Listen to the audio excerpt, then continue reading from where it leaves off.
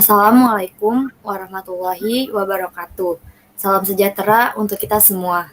Kami dari kelompok 4 untuk mata kuliah Teori Akuntansi yang terdiri dari saya sendiri, Sylvia Novita, dengan NIM 2019-12-11048.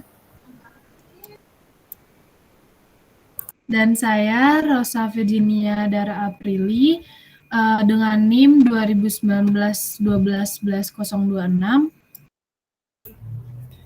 Dan saya Wahyu Trinur Hayati dengan NIM 2019-12-11-030.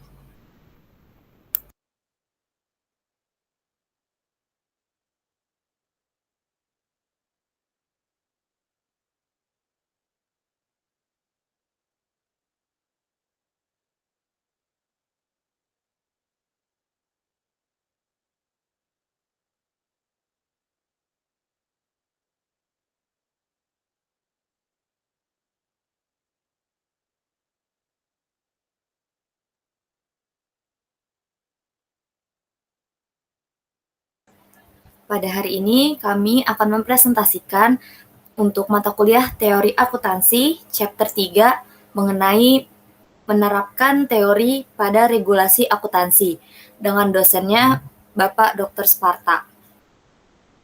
Next.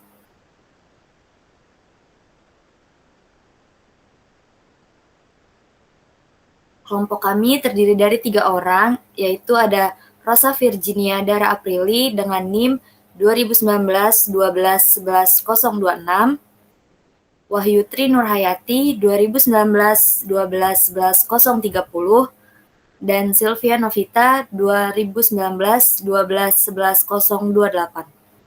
Next.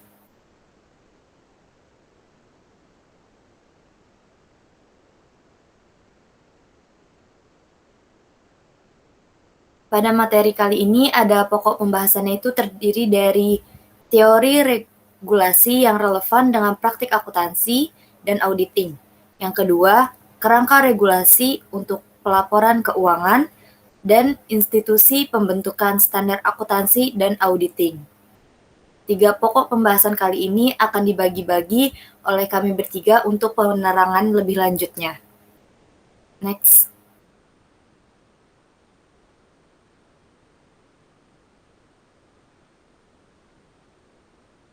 Sebelum kita masuk ke teorinya, saya akan menjelaskan terlebih dahulu apa itu regulasi.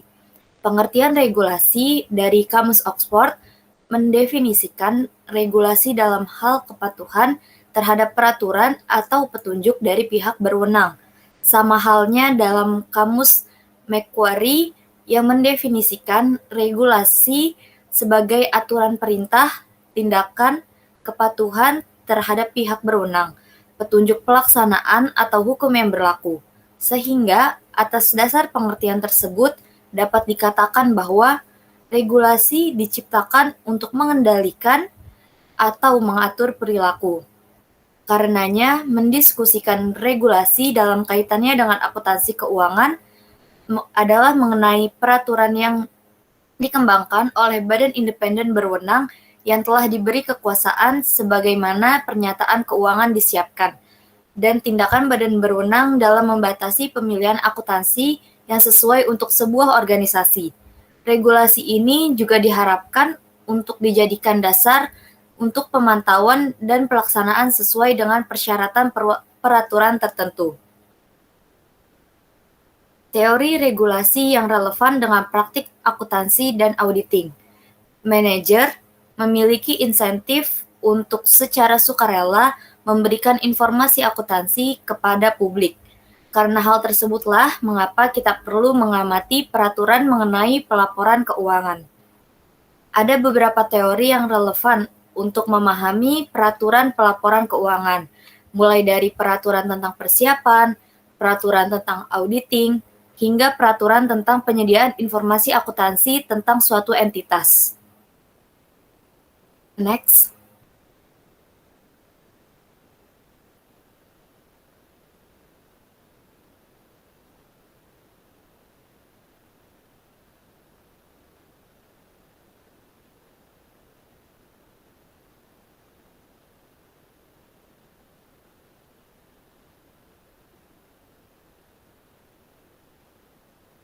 Berikutnya, arti penting informasi akuntansi dan auditing. Arti prinsip akuntansi. Yang pertama itu dasar untuk pedoman penentuan perlakuan akuntansi dalam menyusun ataupun menginterpretasikan laporan keuangan. Yang kedua, pedoman peringkasan dan pengungkapan informasi keuangan. Arti prinsip yang ketiga, suatu kesepakatan atau aturan main tentang bagaimana laporan keuangan disusun agar terjadi komunikasi yang efektif antara pihak-pihak terpisah secara fisik dan fungsional.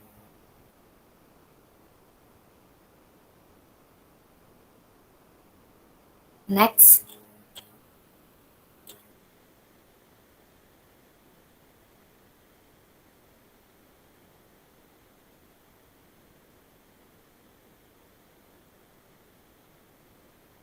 Berikutnya, kita masuk ke arti penting standar akuntansinya.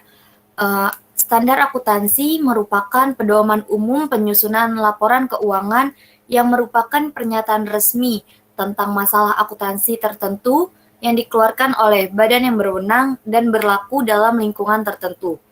Standar akuntansi biasanya berisi tentang definisi, pengakuan atau penilaian, pengungkapan, dan pengungkapan elemen laporan keuangan. Arti penting dari standar akuntansi ini juga bisa dikategorikan menjadi 4. Yang pertama, memberi informasi akuntansi kepada pemakai tentang posisi keuangan, hasil usaha, dan hal-hal yang berkaitan dengan perusahaan. Poin yang kedua, memberi pedoman dan aturan bagi akuntan publik untuk melaksanakan kegiatan audit dan menguji validalitas laporan keuangan.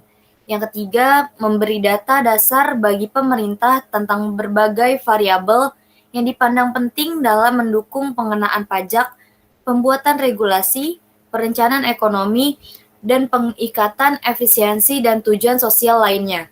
Yang keempat, menghasilkan prinsip-prinsip dan teori bagi mereka yang tertarik dengan disiplin akuntansi. Next.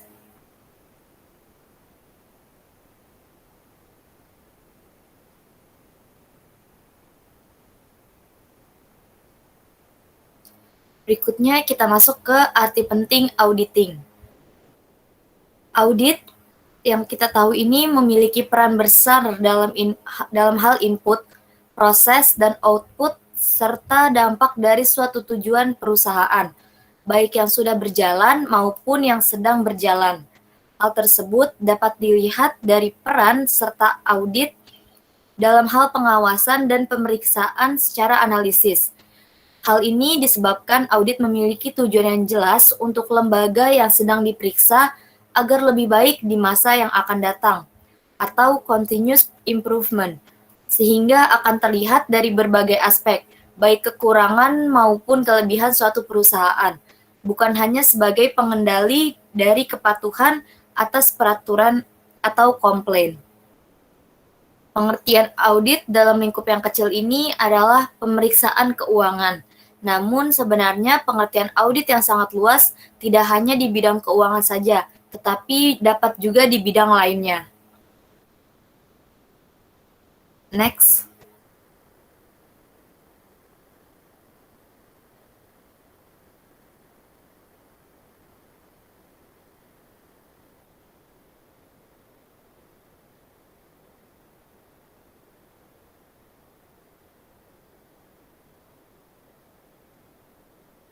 Ada atau terdapat 3 teori relevan mengenai akuntansi yang dapat diterapkan dalam regulasi akuntansi. Di antaranya yaitu ada teori pasar efisiensi, teori keagenan atau perwakilan, dan teori regulasi. Next.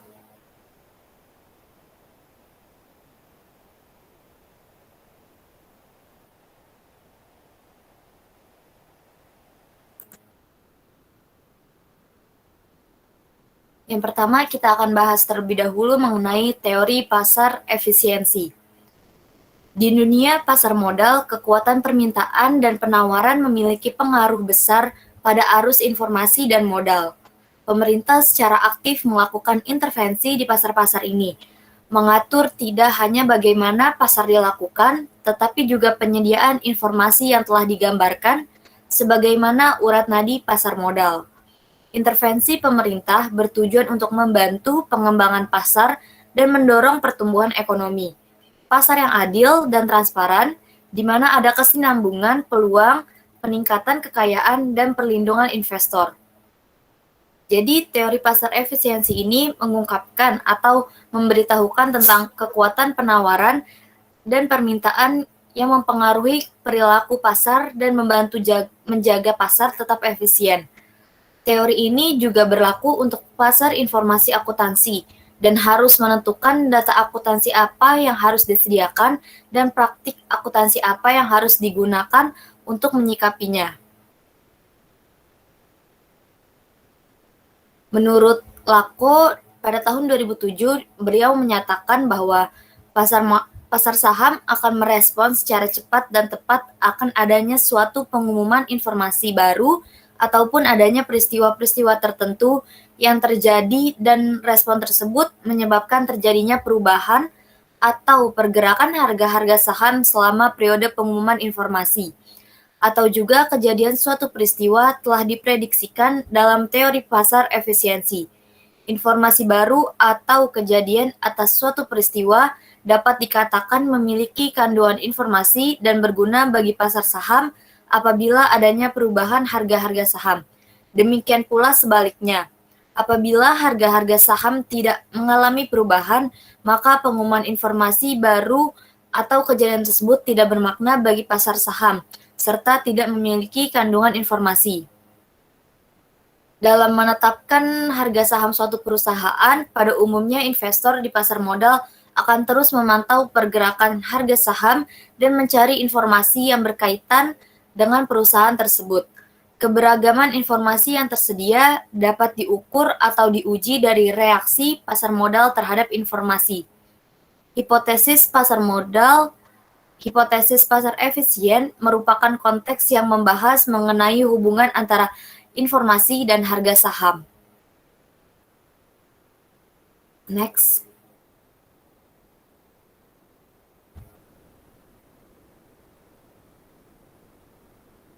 Teori pasar efisiensi ini berpendapat bahwa pasar mencapai fungsinya yang terbaik ini tanpa campur tangan pemerintah. Tapi bagaimanapun juga pemerintah harus turut campur dalam pasar. Campur tangan yang paling baik adalah dengan tujuannya untuk mengembangkan dan mempromosikan pertumbuhan ekonomi.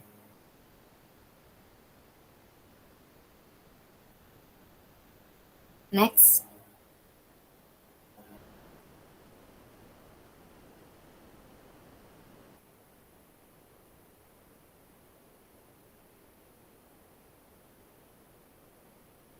Dengan atau di garis besarnya dari teori pasar efisiensi ini, teori ini digunakan pada pasar dengan data akuntansi yang tidak efisien, dengan masalahnya penunggang bebas mendistorsi pasar. Atau di teori ini pengguna tidak dapat menyetujui apa yang mereka inginkan, serta akuntan tidak dapat menyetujui prosedur. Sehingga perusahaan harus menghasilkan data yang sebanding. Oleh karena itu, pemerintah harus campur tangan. Next.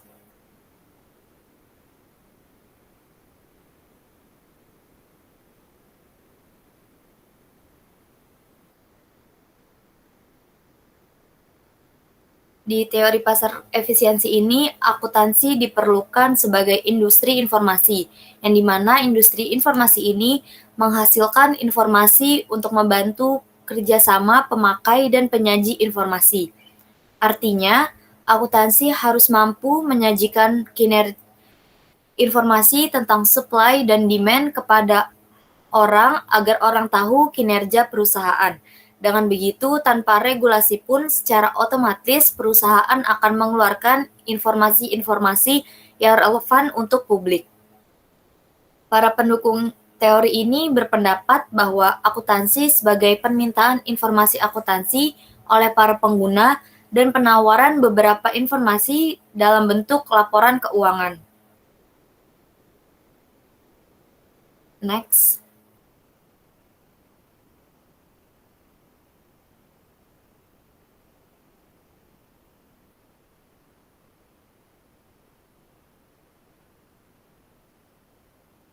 Namun pada kenyataannya teori pasar efisiensi ini tetap mendapat kritik, yaitu teori ini tidak dapat bekerja karena mekanisme pasar tidak bisa mencapai tingkat harga keseimbangan harga yang ideal secara sosial karena ada alasannya.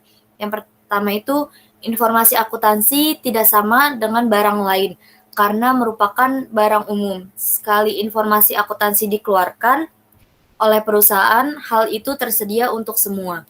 Oleh karena itu, hanya peraturan yang bisa mendesak perusahaan untuk menghasilkan informasi untuk memenuhi permintaan yang nyata dan menjamin efisiensi pasar modal. Perusahaan memonopoli penawaran informasi tersebut, oleh karena itu kecenderungannya untuk menghasilkan dan menjual pada harga tinggi. Contohnya misalnya di pasar modal, adanya surplus dana dan adanya demand dana.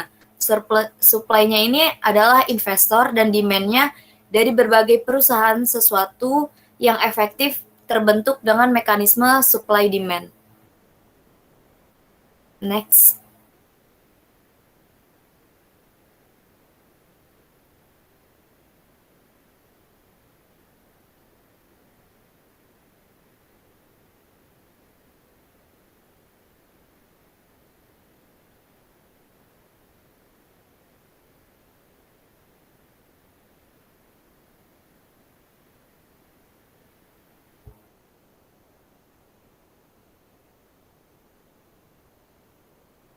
Berikutnya, teori yang kedua mengenai teori agensi. Teori agensi atau teori keagenan atau teori perwakilan menjelaskan bahwa hubungan agen yang utama adalah hubungan antara manajemen dengan pihak perusahaan. Hubungan antara pihak pertama atau prinsipal sebagai pemilik sumber daya yang mempercayakan sumber dayanya pada pihak lain atau agen untuk mencapai tujuan prinsipal. Teori agensi ini bisa dikatakan juga sebagai hubungan antara agen dengan prinsipal yang dapat memicu munculnya suatu konflik karena adanya perbedaan kepentingan di antara keduanya. Dijelaskan di dalam teori agensi atau agensi teori, adanya pemisahan fungsi antara pengendalian pihak manajemen dengan kepemilikan investor, menyebabkan munculnya hubungan keagenan yang dapat mempengaruhi kualitas informasi akuntansi yang dilaporkan. Jensen dan Mackling pada tahun 1976 menjelaskan bahwa terjadinya hubungan agensi adalah pada saat seseorang atau lebih prinsipal memperkerjakan orang lain atau agen dalam memberikan suatu jasa dan setelah itu mendelegasikan wewenang pengambilan keputusan. Dalam hal ini, prinsipal yang dimaksud adalah pemegang saham atau investor yang dapat memberikan wewenangnya kepada agen, sehingga agen dapat bertindak atas nama prinsipal. Sedangkan yang dimaksud agen adalah manajemen yang diberikan kepercayaannya oleh prinsipal agar dapat bertindak atas nama prinsipal dan setelah itu agen diluruskan untuk dapat mempertanggungjawabkan tindakan yang telah dilakukan kepada prinsipal. Di mana di dalam teori agensi ini, harga saham merupakan salah satu alat yang dapat digunakan untuk mengukur kinerja agen atau manajer. Meningkatnya harga saham merupakan cerminan dari meningkatnya kinerja perusahaan, dalam hal ini adalah manajer. Harga saham yang naik turun dipengaruhi oleh informasi yang termuat dalam laporan keuangan yang dibuat oleh perusahaan. Next.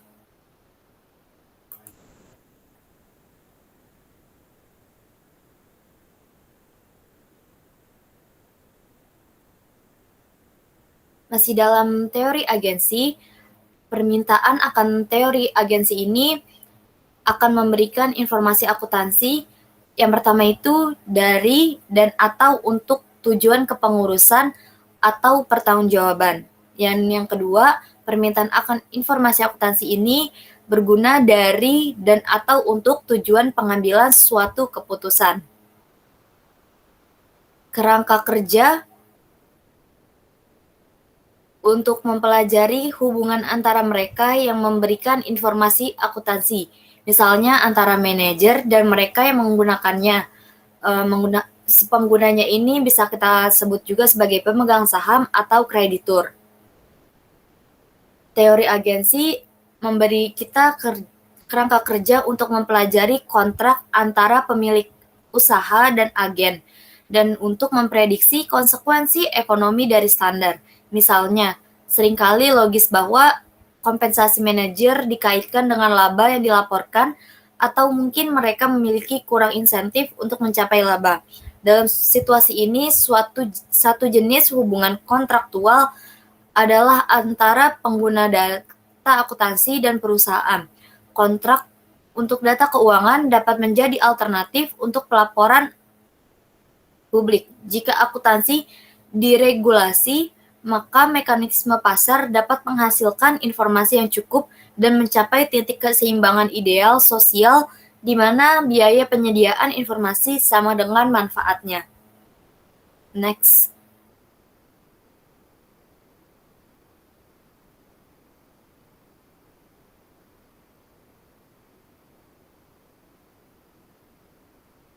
Seperti yang sudah dijelaskan sebelumnya, dapat digarisbawahi bahwa teori agensi ini muncul atau timbul karena adanya ketidakseimbangan antara pemasok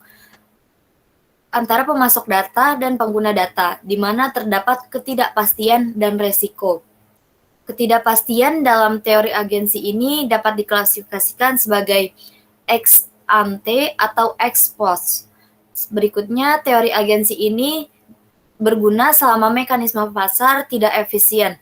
Regulasi akuntansi diperlukan untuk mengurangi hasil yang tidak efisien dan tidak adil. Next.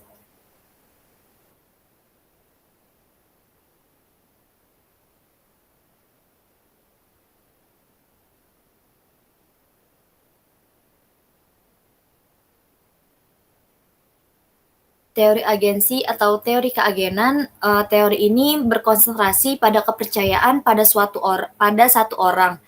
Prinsipalnya adalah seseorang yang mempercayakan sesuatu kepada agen agar tujuan dari prinsipal tersebut tercapai.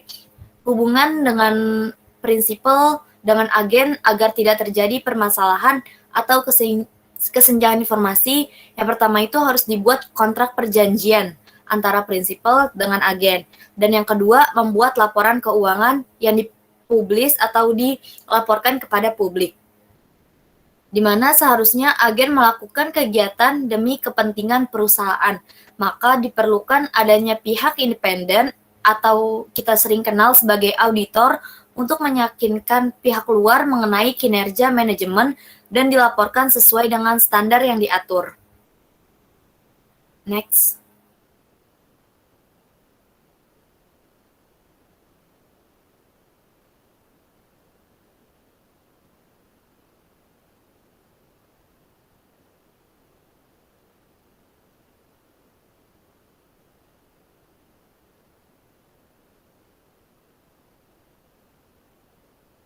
Sebelum kita masuk ke teori regulasi, tadi sebagai contoh untuk teori agensi ini, misalnya ex ante atau sebelum acara. Ex ante ini kegiatannya sebelum acara, ada ketidakpastian pada saat keputusan harus dibuat, seperti ketidakpastian tentang peristiwa yang dapat dikendalikan yang akan mempengaruhi produksi atau ketidakpastian tentang keterampilan manajer. Ex post atau kegiatan yang setelah acara, ada ketidakpastian setelah keputusan dibuat dan hasilnya direalisasikan. Ketidakpastian ini sama dengan ketidakpastian ex ante, kecuali bahwa hal itu dapat dikurangi dengan laporan ex post dengan tentang hal apa yang sebenarnya terjadi. Teori keagenan berfokus pada dampak dari laporan ex post alternatif yang mempengaruhi ketidakpastian ex post. Oke, sekarang kita masuk ke teori yang ketiga, yaitu tentang teori regulasi. Tetapi di dalam teori regulasi ini dibagi lagi menjadi 3. Teori regulasi yang pertama itu tentang teori kepentingan umum. Yang kedua, teori pengungkapan peraturan. Dan yang ketiga, teori kepentingan pribadi. Sebelumnya, Ghazali dan Khairi pada tahun 2007 menyatakan bahwa para ahli teori berpendapat apabila regulasi muncul sebagai respon akibat adanya krisis yang tidak dapat diidentifikasi, dengan demikian hal yang mendorong kebijakan regulasi muncul karena adanya krisis dalam penentuan standar. Pihak penentu standar akuntansi menyediakan suatu kebijakan untuk menanggapi adanya tuntutan permintaan akan suatu kebijakan atau standar yang dimotivasi oleh krisis yang muncul. Dalam teori regulasi ini dijelaskan bahwa untuk melindungi kepentingan umum digunakan perekonomian yang terpusat. Teori ini menyatakan bahwa aturan yang dibuat oleh legislatif bertujuan untuk melindungi pengguna laporan keuangan yang dilakukan melalui peningkatan kinerja ekonomi. Regulasi dibentuk terkait beberapa kepentingan. Dari beberapa kepentingan yang ada memiliki keterkaitan dengan konsekuensi yang akan diterima pengguna atas suatu regulasi yang dibentuk. Misalnya IFRS atau yang kita kenal sebagai standar akuntansi global yang diciptakan dengan tujuan untuk dapat memenuhi setiap kebutuhan dari para penggunanya melalui regulasi yang dibentuk. Dan kemudian dari fakta-fakta yang ada dijelaskan atau menjelaskan bahwa arti dari angka serta rasio keuangan dalam setiap aktivitasnya dipengaruhi oleh adanya suatu perubahan standar yang merupakan argumentasi umum yang diajukan terhadap munculnya kebijakan akuntansi IFRS. Next.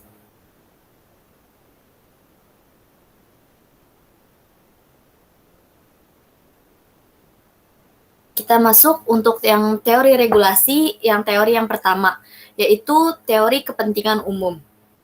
Teori kepentingan umum ini merupakan peraturan pemerintah diperlukan untuk kepentingan umum setiap kali terjadi kegagalan pasar atau bahasanya itu inefisiensi yang dikarenakan karena adanya kurangnya kompetensi, adanya hambatan masuk, dan asimetri informasi. Kemudian yang terakhir itu karena produk barang publik. Jadi kepentingan umum ini biasanya contohnya itu sebagai peraturan pemerintah. Next.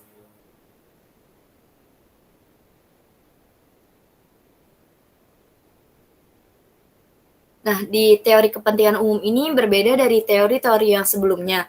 Di sini pemerintah harus campur tangan, yang dimana pemerintah campur tangan ini untuk mendapatkan suara, karena kelompok kepentingan publik menuntut intervensi. Kemudian juga karena mereka adalah penengah yang netral. Jadi kepentingan umum ini atau kita biasa kenal akan dikelola oleh campur tangan pemerintah. Next.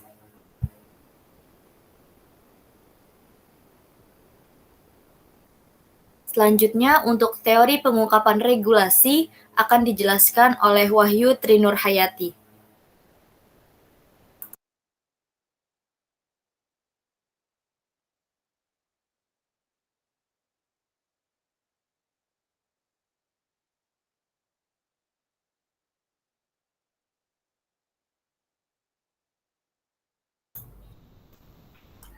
Untuk teori pengungkapan regulasi, teori regulasi sendiri dinyatakan oleh Ghazali dan Khairi pada tahun 2007 menyatakan bahwa para ahli teori berpendapat apabila regulasi muncul sebagai respon akibat adanya krisis yang tidak dapat diidentifikasi.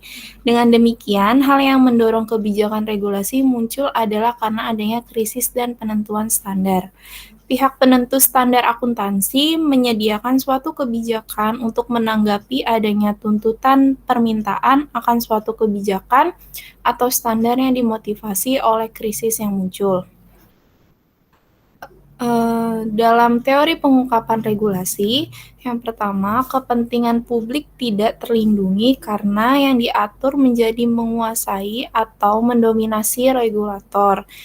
Yang kedua, ada yang diatur melindungi atau meningkatkan kekayaan mereka. Next.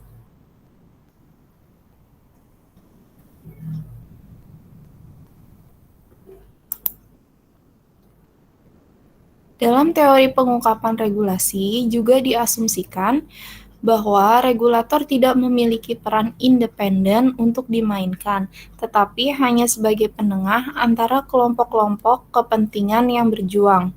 Badan akuntansi profesional atau sektor korporasi berusaha untuk mengontrol penetapan standar akuntansi.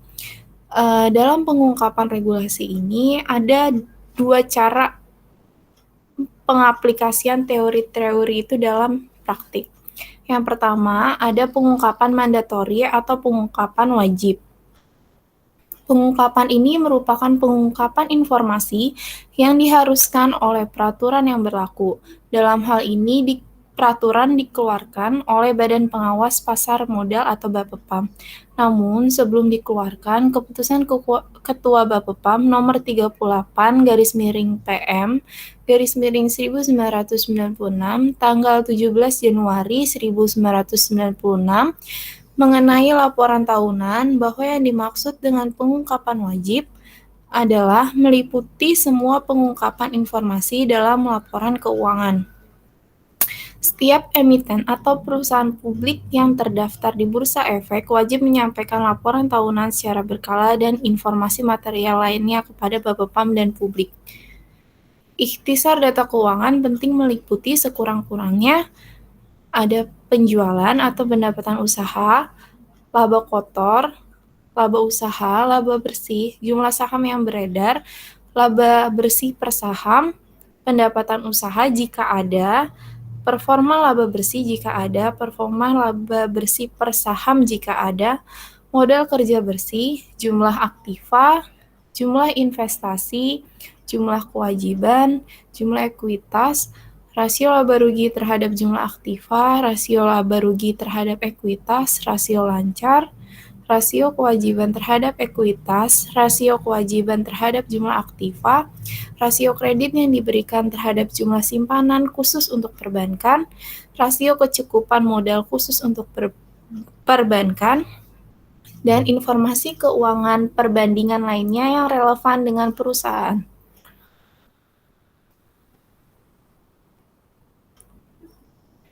Nah, untuk yang pengungkapan yang kedua, itu adalah pengungkapan voluntary atau pengungkapan sukarela. Pengungkapan sukarela adalah pengungkapan informasi yang dilakukan secara sukarela oleh perusahaan tanpa diharuskan oleh peraturan yang berlaku, atau pengungkapan melebihi diwajibkan. Pengungkapan sukarela merupakan salah satu cara meningkatkan kredibilitas pelaporan keuangan perusahaan untuk membantu investor dalam memahami strategi bisnis perusahaan. Ucap Hailey Palepu tahun 1993 dalam Sutomo 2004. Manajer menyediakan item-item pengungkapan sukarela dalam laporan tahunan perusahaan karena mereka mempersepsikan bahwa item-item tersebut penting untuk diungkap. Ada beberapa kelompok user yang masing-masing memiliki persepsi berkenaan dengan item-item pengungkapan sukarela. Satu kelompok user mungkin mempersepsikan item A lebih penting daripada item B, dan sebaliknya. Perbedaan persepsi ini di antara grup users mungkin disebabkan untuk memenuhi tujuan spesifik mereka. Bersumber dari PSAK dapat disimpulkan bahwa informasi lain atau informasi tambahan, contohnya telaahan keuangan yang menjelaskan karakteristik utama yang mempengaruhi kinerja perusahaan, posisi keuangan perusahaan, kondisi ketidakpastian, laporan mengenai lingkungan hidup, laporan nilai tambah, merupakan pengungkapan yang dianjurkan, tetapi tidak diharuskan, dan diperlukan dalam rangka memberikan penyajian yang wajar dan relevan dengan kebutuhan pemakai. Luas pengungkapan mengalami perkembangan dari waktu ke waktu, dipengaruhi oleh antara lain perkembangan ekonomi, sosial, budaya suatu negara, teknologi informasi, kepemilikan perusahaan, dan peraturan-peraturan yang dikeluarkan oleh lembaga yang berwenang. Next.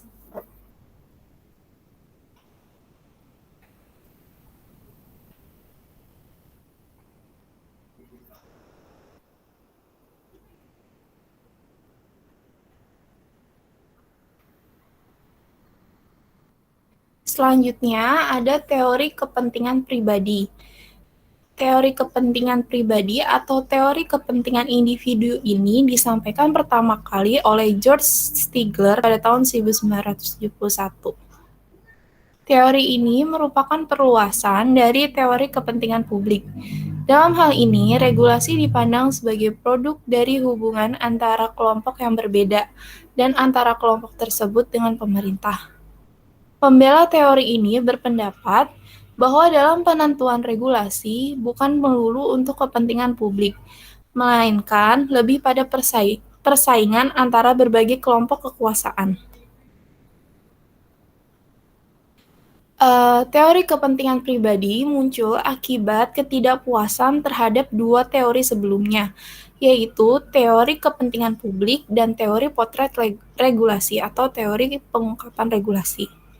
Asumsi teori sebelumnya mengatakan bahwa regulasi muncul karena reaksi pemerintah sebagai akibat tuntutan publik untuk memperbaiki efisiensi dan ketidakadilan dalam praktik-praktik yang dilakukan baik oleh individu maupun organisasi atau perusahaan.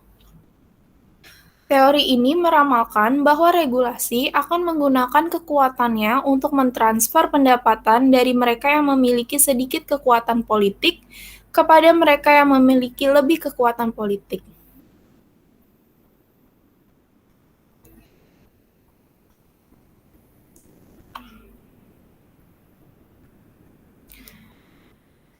Dalam teori kepentingan pribadi, ada ketentuan yang melindungi kepentingan badan tertentu atau perusahaan. Adanya regulasi di pasar modal dari supply dan demand, dan ada satu kelompok yang berhasil. Kelompok berkepentingan atau eksekutif atau industri sebagai sisi sang permintaan atau demand, dan legislatif sebagai supply. Dasar penjelasannya yaitu the law of diminishing return atau antara ukuran kelompok dengan biaya proses politik. Regulasi akan terjadi karena adanya manfaat.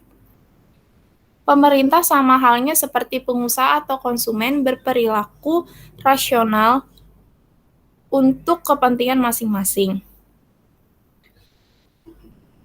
Next.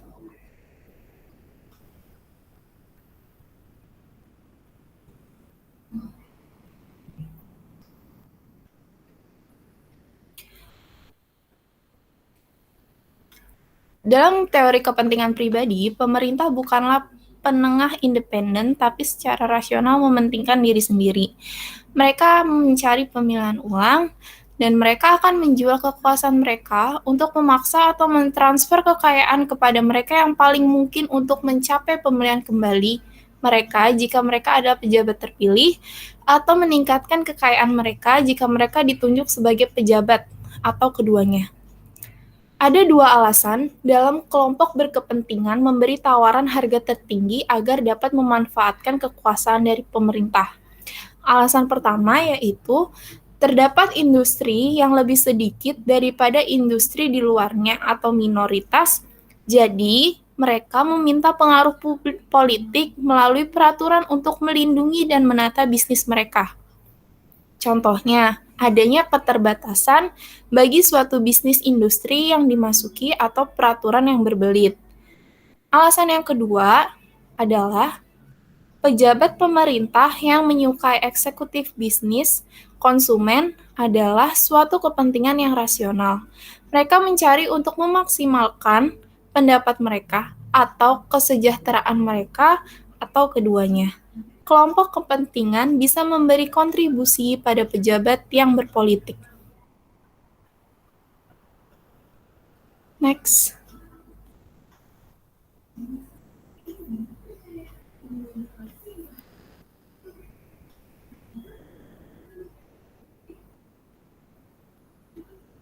Teori kepentingan umum.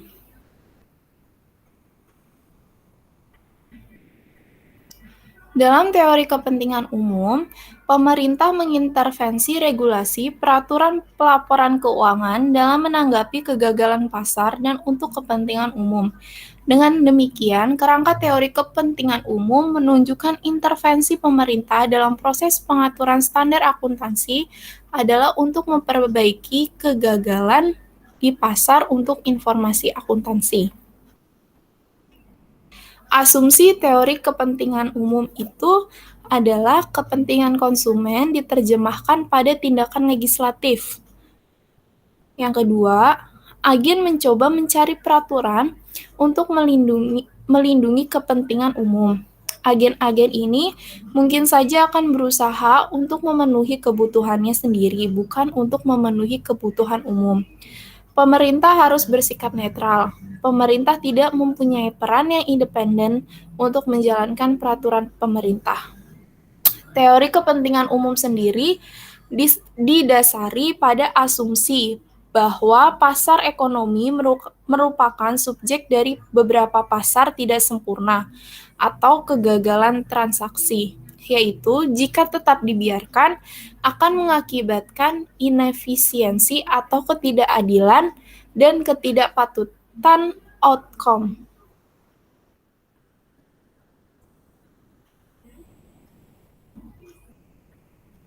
Next.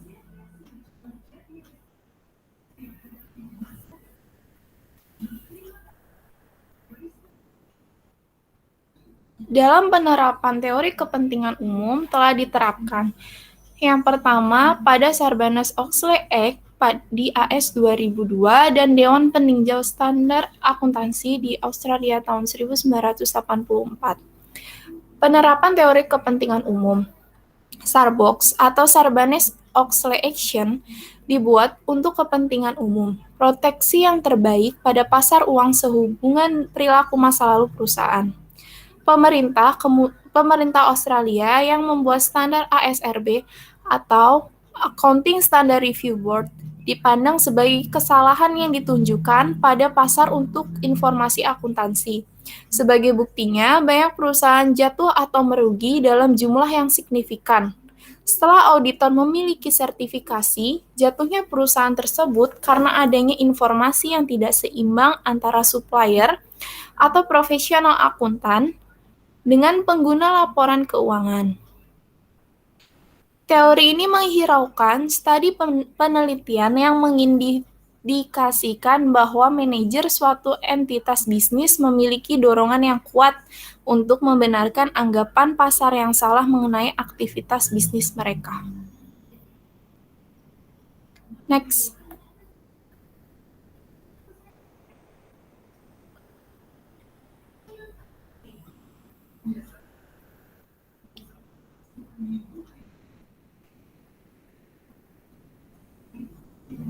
Penerapan teori penangkapan. Apakah ASRB ditangkap oleh profesi akuntansi? Apakah harmonisasi internasional bukti penangkapan oleh perusahaan besar ASX dan profesi akuntansi? Apakah IASB telah ditangkap oleh FASB? Next.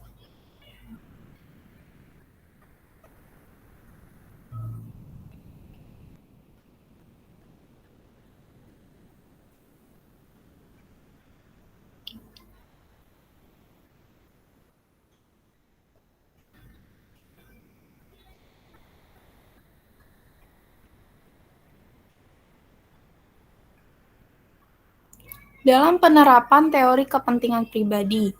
Nah, teori kepentingan pribadi ini dapat diterapkan pada pembentukan ASRB. Berbagai teori regulasi tidak saling eksklusif. Next.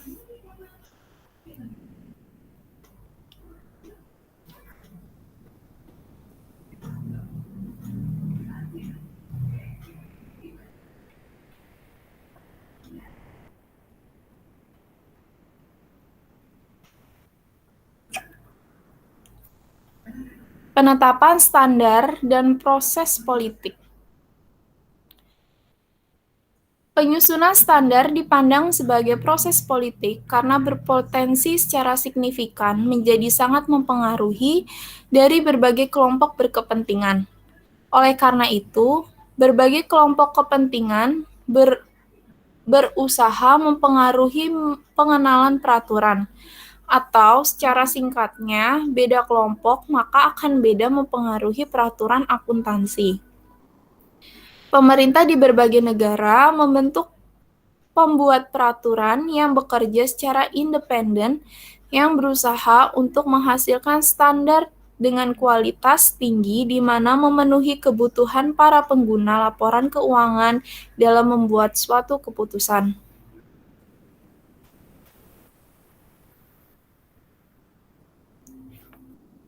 Penetapan standar adalah proses politik karena dapat mempengaruhi banyak kelompok yang berkonflik dan mementingkan diri sendiri.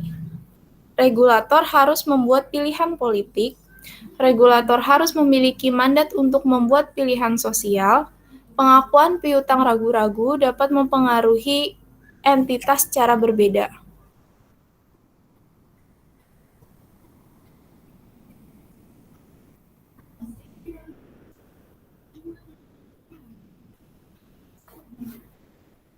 Next.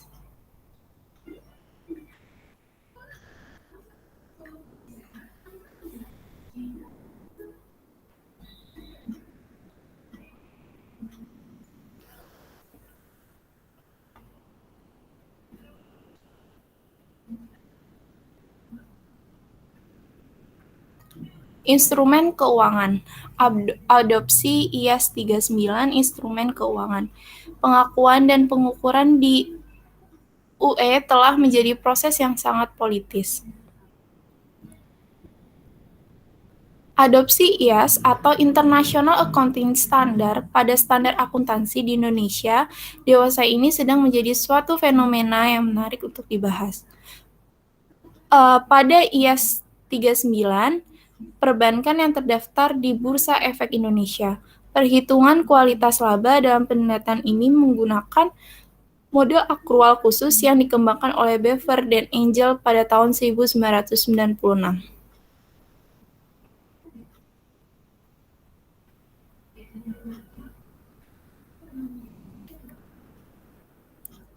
Next.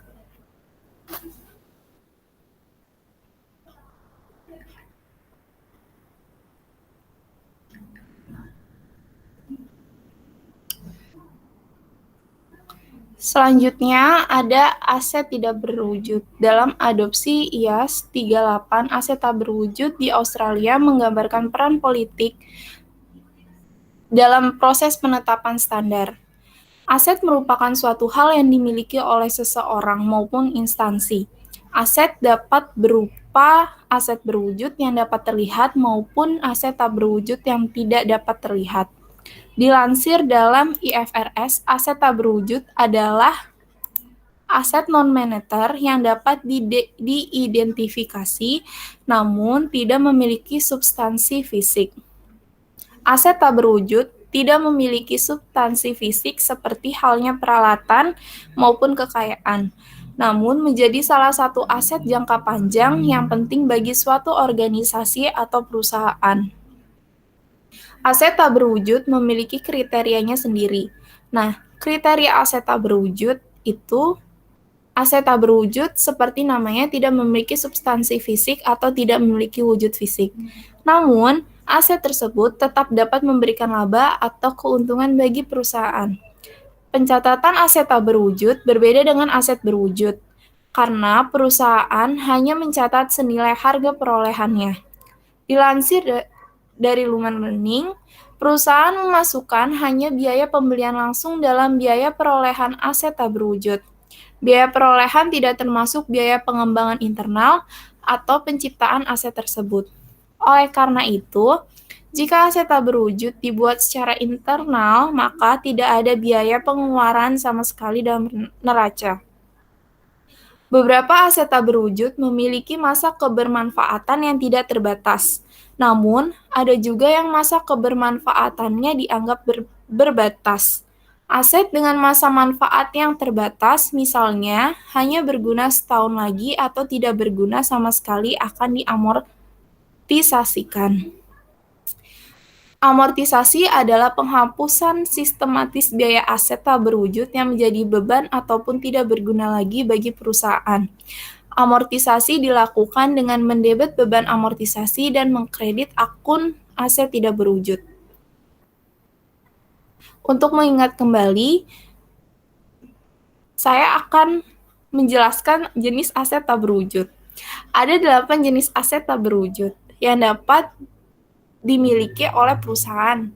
Di antaranya, yang pertama itu paten. Paten adalah hak eksklusif inventor atas invensi di bidang teknologi untuk selama waktu tertentu melaksanakan sendiri atau memberikan persetujuan kepada pihak lain untuk menjalankan invensinya. Yang kedua ada hak cipta, adalah hak eksklusif yang diberikan kepada seorang pencipta atas hasil karyanya. Yang ketiga ada merek dagang. Merek dagang sama halnya seperti hak paten dan hak cipta adalah hak kekayaan intelektual juga. Yang keempat ada franchise. Franchise adalah jenis lisensi yang memberikan penerima waralaba akses ke pengetahuan bisnis, proses, dan merek dagang milik pemilik waralaba. Yang kelima ada leasehold.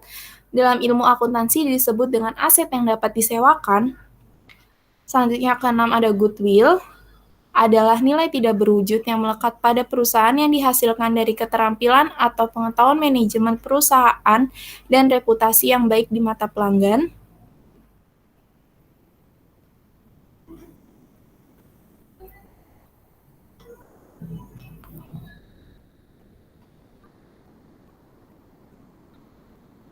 Next.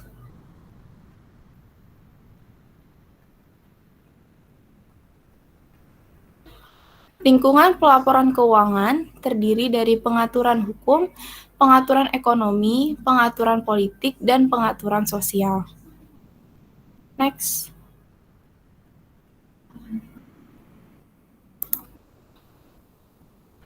Selanjutnya akan disampaikan oleh Rosa Virginia Dara Aprili. Baik, untuk materi selanjutnya kita masuk ke dalam ini. Di sini ada contoh dari pengungkapan voluntary dan mandatory dalam praktik akuntansi. Yang akan dibagi menjadi dua, yaitu pengungkapan mandatory dan pengungkapan voluntary. Next.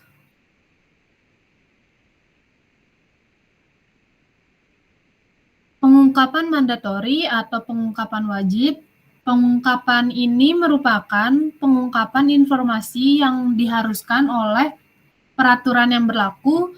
Dalam hal ini, peraturan dikeluarkan oleh Badan Pengawas Pasar Modal atau BAPEPAM.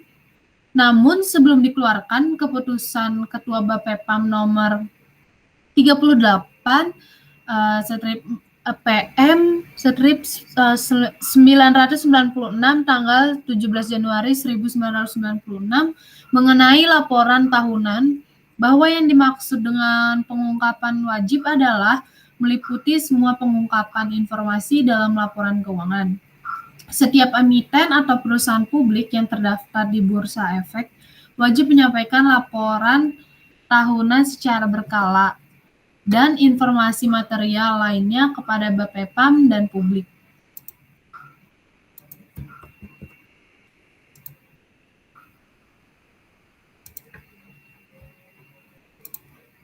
Next.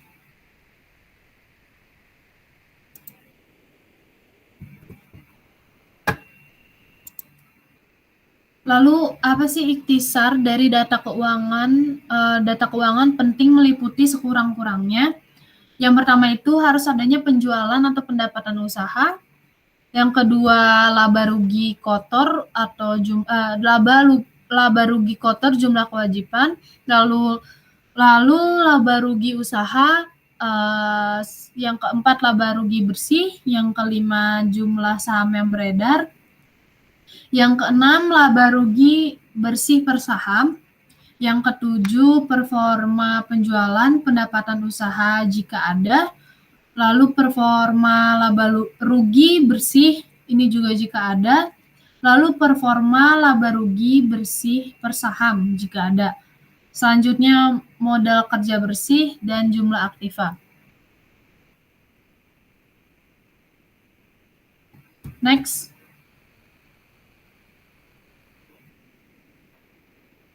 Yang selanjutnya yang ke-12 yaitu ada jumlah investasi, yang ke-13 ada jumlah kewajiban, yang ke-14 ada jumlah ekuitas, yang ke-15 ada rasio laba rugi terhadap jumlah aktiva, yang ke-16 ada rasio laba rugi terhadap ekuitas, yang ke-17 ada rasio lancar, yang ke-16 ada rasio kewajiban terhadap ekuitas.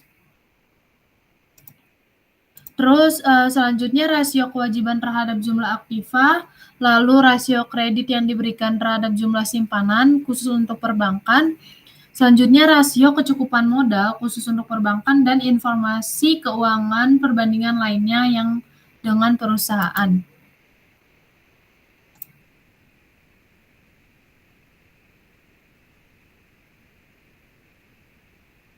Next.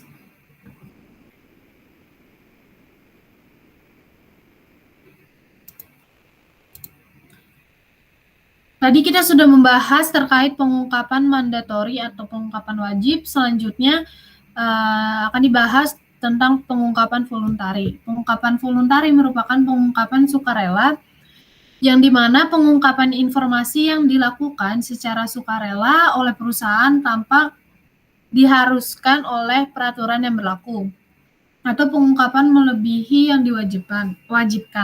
Pengungkapan sukarela ini merupakan salah satu cara meningkatkan kredibilitas pelaporan keuangan perusahaan dan untuk membantu investor dalam memahami strategi bisnis perusahaan. Ini menurut Haile Palepu dalam Sotomo tahun 2004. Manajer menyediakan item pengungkapan sukarela dalam laporan tahunan perusahaan karena mereka mempersepsikan bahwa item-item tersebut penting untuk diungkapkan. Ada beberapa kelompok user yang masing-masing memiliki persepsi berkenaan dengan item-item pengungkapan sukarela. Satu kelompok user mungkin mempersiapkan item A lebih penting daripada item B. Sebaliknya, mungkin kelompok user lain mempersepsikan item B lebih penting daripada item A. Perbedaan persepsi ini di antara grup user mungkin disebabkan oleh perbedaan kebutuhan informasi untuk memenuhi tujuan spesifikasi mereka. Next.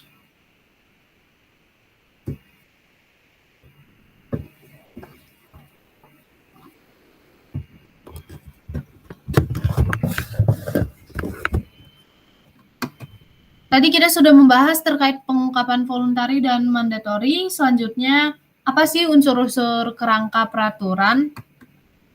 Nah, kerangka kerja regulasi untuk pelaporan keuangan di berbagai negara ini terdapat banyak perbedaan mengenai kerangka peraturan akuntansi keuangan. Tetapi ada beberapa unsur yang sama, yaitu yang pertama ada statutory requirement atau persyaratan hukum. Ini perlunya manajemen membuat laporan keuangan yang juga diaudit. Setelah itu yang kedua ada corporate governance atau tata kelola perusahaan di mana adanya alokasi, kekuatan, dan pengendalian antar partisipan. Yang ketiga ada auditor and oversight atau auditor dan pengawasan untuk memberikan pendapat terhadap kewajaran laporan keuangan perusahaan. Yang terakhir, yang keempat, ini ada independent enforcement body atau badan pelaksana independen, di mana badan yang berperan sebagai supervisi atau pengawasan.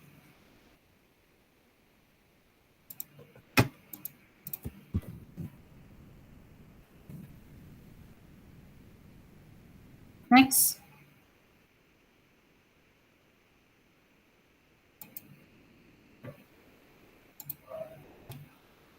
Selanjutnya kita masuk ke dalam penjelasan tata kelola perusahaan. Tata kelola perusahaan itu mengacu pada struktur, proses, dan lembaga-lembaga dalam dan di sekitar organisasi yang mengalokasikan kekuasaan dan kontrol sumber daya di antara mereka. Struktur, proses, dan institusi di dalam dan di sekitar organisasi mengalokasikan kekuasaan dan kontrol sumber daya antar peserta. Ini menurut Davis. Nah, elemen penting lainnya dalam kerangka peraturan suatu negara adalah sistem tata kelola perusahaan.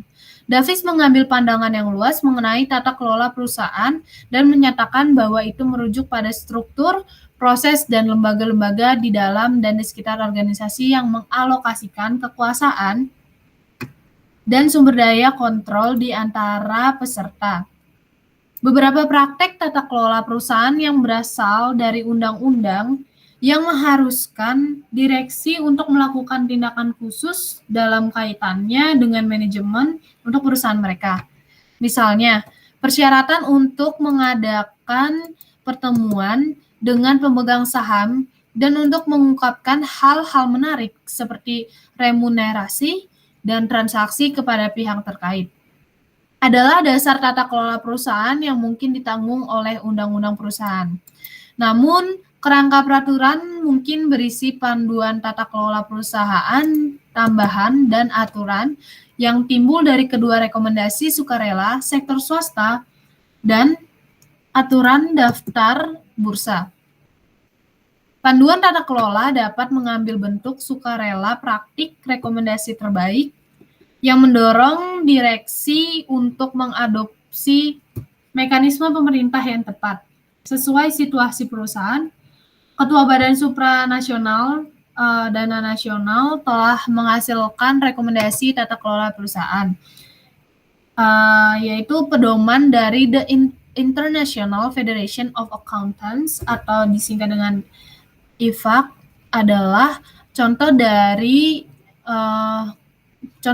pembentuk korporasi kode tata kelola yang dikeluarkan di Inggris dan Australia.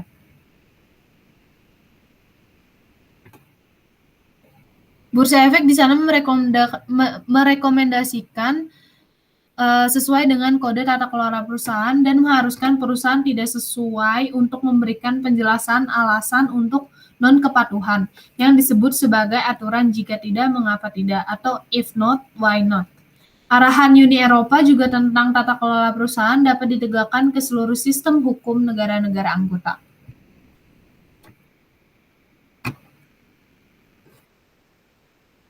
Next.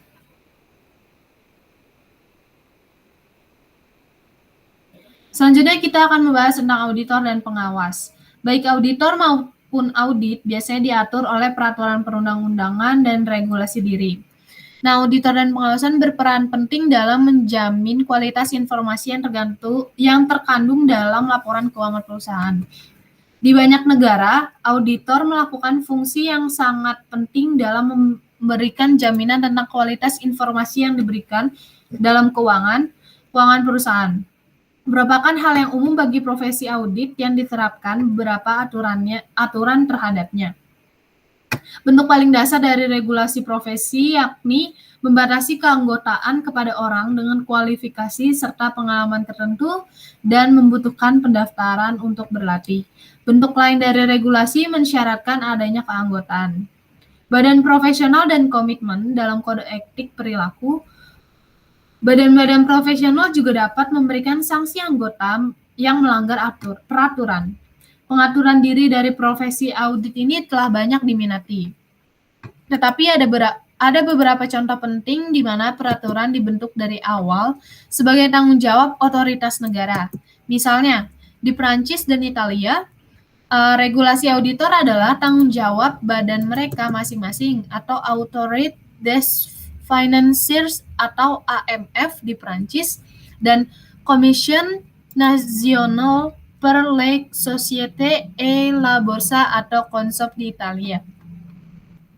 Dalam kasus AMF dan organisasi pendahulunya, Komisi des Operations de Bourse atau COB, regulator bekerja sama dengan Compagnie Nationale des Commissaires aux Compétences atau CNCC, tubuh mewakili profesi audit dalam proses melaksanakan pengawasan auditor. Pertanggungjawaban atas pengawasan auditor dengan badan hukum ini daripada aturan sendiri memberikan setidaknya dalam teori regulasi lebih mandiri. Pilihan pembuatan hukum daripada aturan sendiri dapat mencerminkan perbedaan ekonomi atau politik dalam pendekatan untuk pengelolaan pasar modal. Misalnya sampai tahun 2005, Inggris memiliki tradisi lama yaitu self-regulation auditor, konsisten dengan budaya meminimalkan intervensi dalam pasar modal. Peraturan auditor konsisten dengan lebih terpusat pendekatan intervensionis terhadap peraturan bisnis yang diamati di Prancis dan Italia. Dalam beberapa tahun terakhir, banyak negara telah memperkenalkan badan hukum yang bertanggung jawab atas pengawasan auditor seperti yang dibahas dalam bagian akhir bab ini.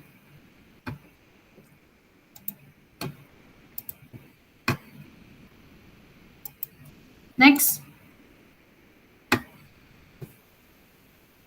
Baik, selanjutnya ada Badan Pelaksana Independen, terdiri dari Badan Penegak Independen atau disebut UI, lalu regulator pasar sekuritas ada DETIC dan SIC, lalu perlunya penegakan yang konsisten di seluruh negara. Badan Pelaksana Independen ini berperan untuk meningkatkan kepatuhan terhadap peraturan yang mengatur pembuatan laporan keuangan sesuai dengan hukum dan standar akuntansi. Sebuah studi oleh FEE termasuk Badan Penegak Independen sebagai bagian dari sistem secara keseluruhan untuk penegakan persyaratan pelaporan keuangan. Peran badan seperti dalam regulasi pelaporan keuangan adalah untuk mempromosikan kepatuhan terhadap peraturan yang mengatur produksi laporan keuangan yang terkandung dalam hukum dan standar akuntansi. Sebuah badan penegakan independen merupakan perpanjangan dari pengawasan, pengaduan, bagian dasar dari kerangka peraturan. Sementara banyak negara memiliki badan yang bertanggung jawab untuk pengawasan. Mendirikan sebuah badan penegakan independen adalah peristiwa yang lebih baru. Terkait dengan penerapan IFRS tahun 2005, karena pentingnya aplikasi yang komprehensif dan konsisten dari IFRS dalam mencapai tujuan dari IFRS yang diadopsi, setiap negara anggota Uni Eropa diminta untuk mendirikan sebuah badan penegak independen. Komite Regulator Efek Eropa atau CESR melaporkan bahwa pada tahun 2006, 20 dari 27 negara di Uni Eropa telah mendirikan mekanisme penegakan hukum, setidaknya sebagian persyaratan yang ditetapkan oleh standar CESR untuk penegakan hukum. Sebuah regulator pasar modal adalah bentuk paling umum diamati untuk badan penegak independen. Contohnya termasuk AMF di Prancis, CONSOB di Italia, AFM Otoritas Pasar Keuangan di Belanda, Komisi Bursa Efek di Amerika Serikat, dan ASIC di Australia. Badan penegakan independen mungkin memiliki tugas yang luas dan kekuasaan dalam kaitannya dengan regulasi pasar sekuritas yang memperpanjang jauh melampaui pemantauan laporan keuangan. Namun demikian, badan-badan tersebut bisa sangat aktif dalam penegakan persyaratan pelaporan keuangan yang terkandung dalam hukum dan standar akuntansi. SEC adalah contoh penting dari regulator pasar aktif yang terlibat dalam pengaturan persyaratan akuntansi, baik secara langsung atau melalui komite yang didelegasikan oleh FASB, memberikan nasihat intervensi dan mengambil tindakan hukum terhadap perusahaan untuk non-kepatuhan, di beberapa negara bursa saham mengambil peran regulator pasar. Sebagai contoh, bursa saham terlibat dalam pemantauan pelaporan keuangan di Swiss, Swedia, dan Norwegia. Bentuk lain dari badan penegakan independen adalah review panel seperti Inggris.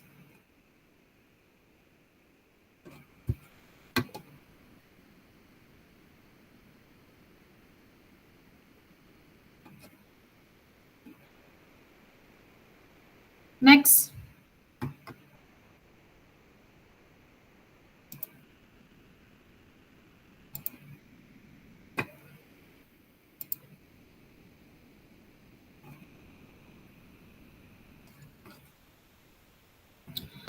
Lalu kita akan membahas terkait persyaratan hukum atau statutory requirements.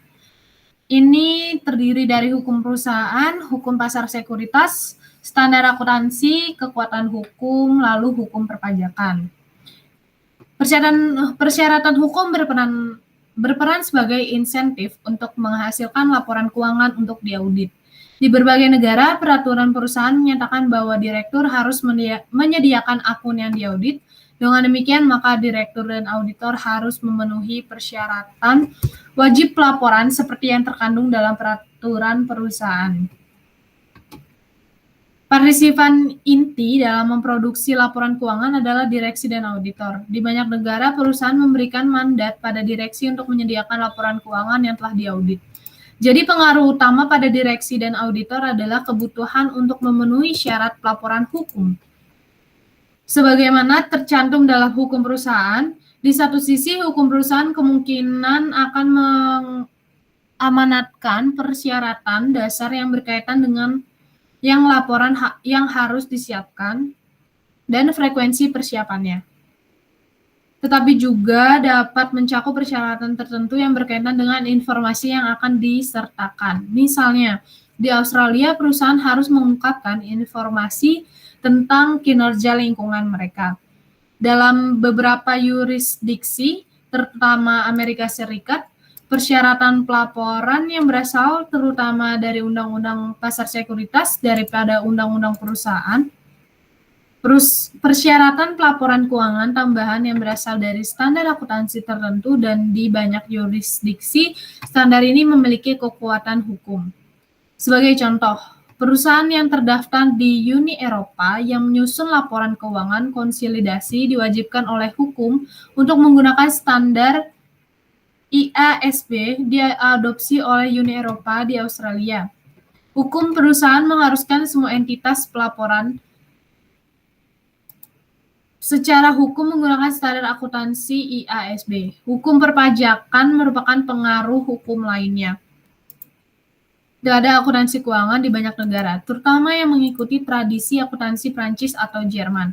Di negara-negara ini, untuk pelaporan entitas tunggal, aturan akuntansi keuangan adalah sama dengan perpajakan. Undang-undang perusahaan pada gilirannya merupakan bagian dari sistem hukum yang lebih luas yang kemungkinan akan mencakup cara memantau kepatuhan dengan persyaratan hukum. Sebagai contoh, FEE melaporkan bahwa banyak negara Eropa memiliki badan yang bertanggung jawab untuk memeriksa pengajuan rekening. Selain itu, sistem peradilan memberikan sanksi dan hukuman yang mempromosikan kepatuhan terhadap undang-undang perusahaan. Next. Struktur kelembagaan untuk pengaturan standar akuntansi dan audit. Standar akuntansi dan audit, program konvergensi IASB dan FASB untuk mengidentifikasi perbedaan di antara standar mereka masing-masing, untuk mereview solusi yang ada dan mengambil penanganan yang lebih baik. Standar akuntansi untuk sektor publik, lalu IASB menetapkan standar untuk sektor swasta. Perbedaan standar dapat berlaku untuk sektor publik. Sebuah negara harus memutuskan standar IASB yang mana yang akan diikuti oleh entitas sektor publik.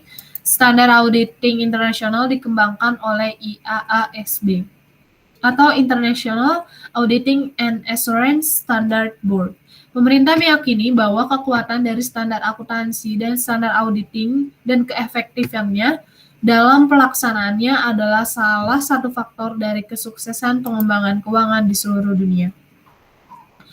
Untuk pembentukan International Accounting Standard Committee atau IASC itu dimulai dari tahun 1973.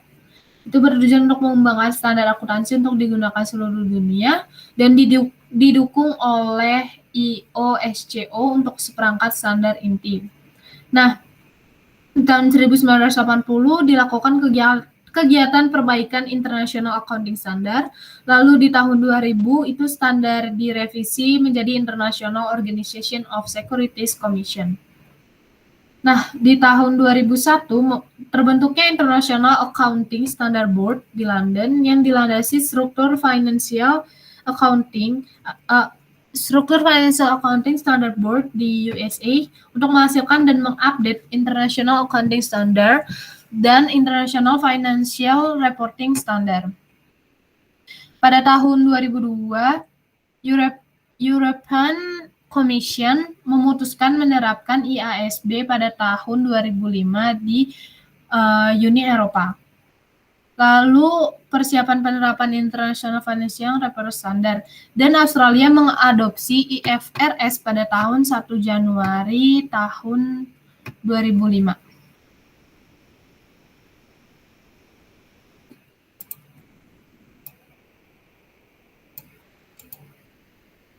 Next.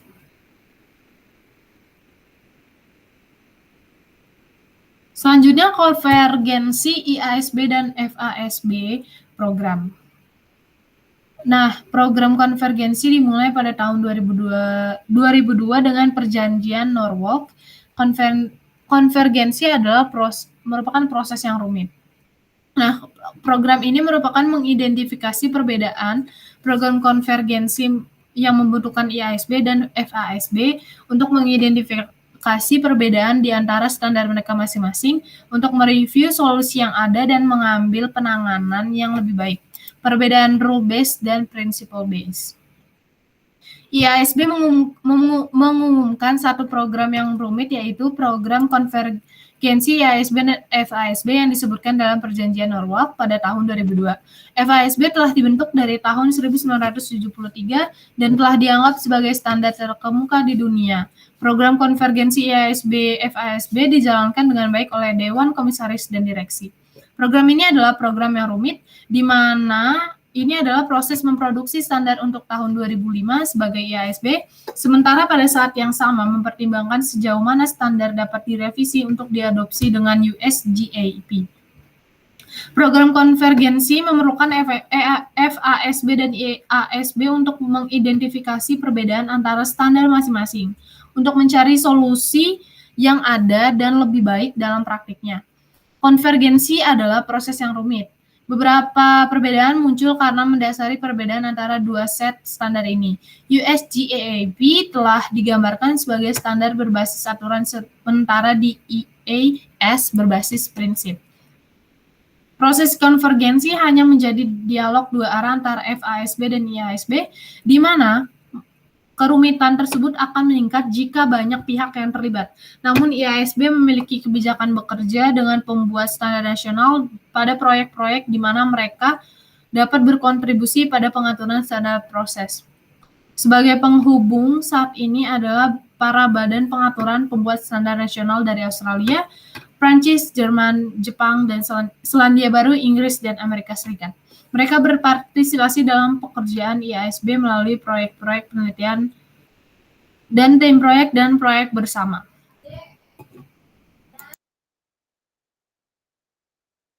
Next.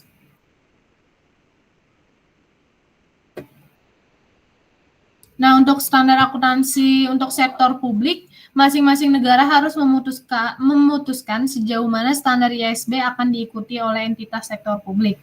Australia juga telah mengejar satu set standar yang dapat digunakan oleh entitas sektor publik dan swasta. IASB ini menetapkan standar untuk sektor swasta, perbedaan standar dapat berlaku untuk sektor publik. Sebuah negara harus memutuskan standar IASB yang mana yang akan diikuti oleh entitas sektor publik. Di Australia, IASB memiliki sejumlah fungsi seperti yang dijelaskan di bawah ini. Yang pertama, menghasilkan standar akuntansi yang harus diikuti dengan melaporkan entitas. Lalu yang kedua, menghasilkan standar akuntansi bagi masyarakat dan tidak untuk sektor nirlaba. Lalu yang ketiga, secara aktif berpartisipasi dalam pengembangan standar internasional. Dan yang keempat, memberikan interpretasi standar akuntansi agar dapat dibandingkan dari keuangan pelaporan oleh entitas pelaporan Australia. Yang terakhir, yang kelima, itu untuk memberikan dukungan teknis kepada perwakilan Australia di Komite Internasional Standard Audit di Komite Nasional Standar Audit Internasional. Next.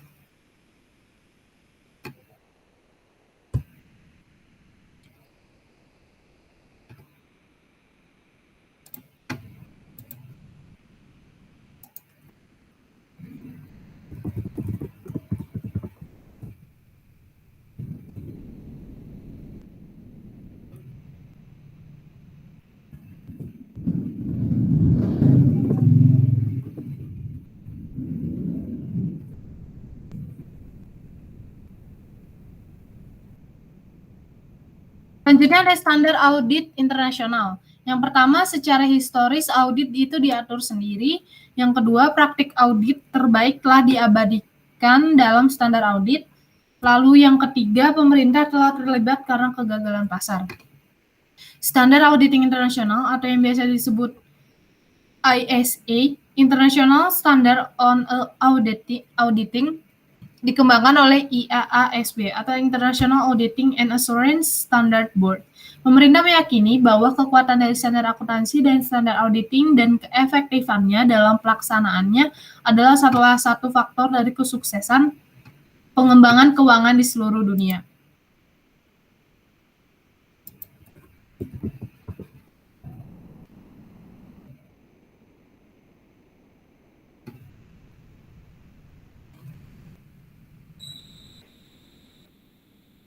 Dalam sejarahnya, peraturan atau kebijakan sehubungan dengan auditing berkembang dengan sendirinya.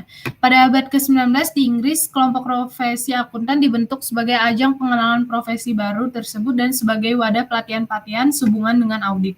Terlebih lagi, sejak diterbitkannya undang-undang tentang perusahaan di Inggris yang mewajibkan sektor privat untuk menjalankan praktik akuntansi dan perlunya dilakukan audit atas laporan keuangan perusahaan, semakin memberikan angin segar bagi terbentuknya komunitas profesi akuntan. Audit dibutuhkan untuk menyatukan kebutuhan antara pengguna laporan keuangan dengan pihak-pihak lainnya. Alasan lain adalah adanya keinginan oleh pihak legislatif yang saat itu mengharapkan adanya suatu kodifikasi praktik-praktik terhadap dalam audit. Di Amerika Serikat pada tahun 1939, institusi akuntan Amerika memiliki tanggung jawab atas pembuatan standar auditing. Di Australia, standar auditing diterbitkan oleh Badan Akuntansi Profesional atau AARF. Badan profesi bertanggung jawab untuk membuat aturan tentang standar etika profesi, termasuk di dalamnya aturan-aturan yang mendisiplinkan anggota yang tidak mengikuti akuntansi dan standar auditing. Lalu sejak dikeluarkannya Undang-Undang Sarbanes-Oxley Act tahun 2022, review atas audit di Amerika Serikat dilakukan oleh badan pemerintah, yaitu Public Company Accounting and Oversight Board atau PCAOB. Nah, PCAOB ini bertanggung jawab untuk menetapkan standar auditing untuk audit perusahaan publik. Sedangkan di Australia, standar auditing memiliki payung hukum yang kuat dengan diterbitkannya Undang-Undang tentang Korporasi atau Corporation Act sejak 1 Juli tahun 2006. Next.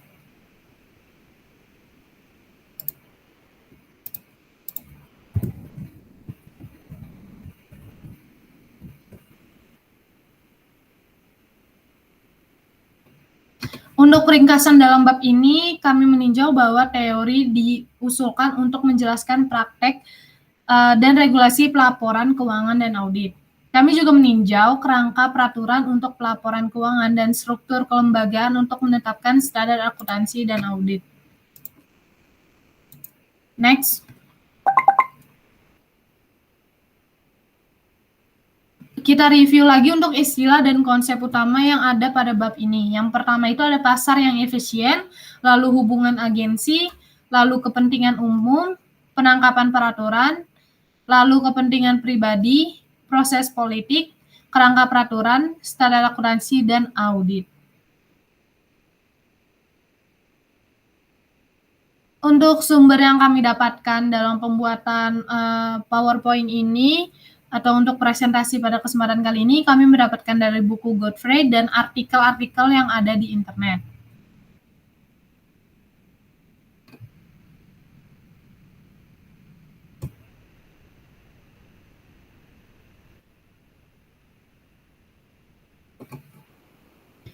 Sekian untuk presentasi dari kelompok kami, kelompok 4. Kurang lebihnya kami mohon maaf. Wassalamualaikum warahmatullahi wabarakatuh. Terima kasih. Terima kasih.